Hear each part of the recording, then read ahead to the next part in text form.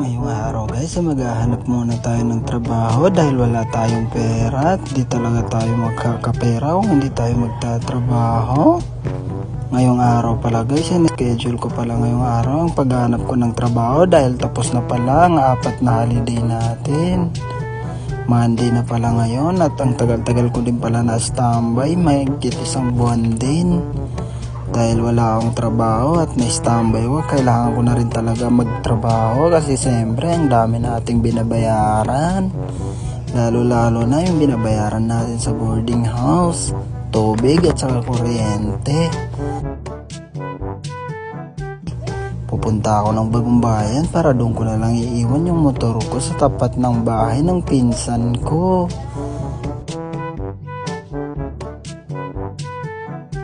Mamaya-maya lang nandito na pala kami ngayon sa Bagong Bayan.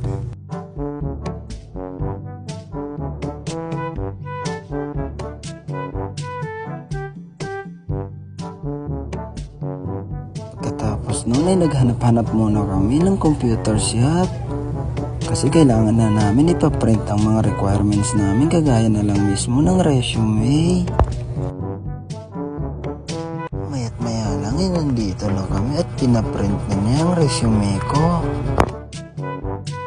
Matapos niya ma-print ay lumabas na kami para makapaghanap na kami ng trabaho. At dito guys, gulat-gulat na ako kasi sobrang ganda talaga ng pagka-drawing nila dito sa pader. Lalong-lalo na yung pagka-drawing kay Monkey D. Luffy. Alam ko na kilala nyo naman yan. Maya-maya lang nandito na kami sa Isud. Total nandito na din naman tayo. Itutor ko na rin kayo dito sa Isud City para makita nyo na rin yung mga ginawa nila ditong bago kasi alam ko na iba sa inyo ay napapanood na to at nakita na rin ang Isud. Pero ang iba naman sa atin ay hindi pa alam kung saan ang Isud. Ang Kifo pala ay bagong lagay lang na store dyan.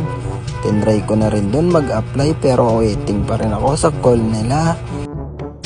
Ang Isud City pala ay may mga matataas na kondo. At dito pala ako ngayon nakatayo sa Legrand 2. At yung sa tawiran naman sa kabila ay may yung malaking building doon ay tawag doon ay Legrand 3. At ngayong side na to ay Legrand 2. Dito naman ay habang tumatawid ako ay nakita ko na may nilagay silang basar dito sa unahan. Kaya tinignan ko muna kung ano-ano ang pinaglalagay nilang basar. At wala rin akong natripan. Isa lang naman yung nagustuhan ko, yung mangga lang.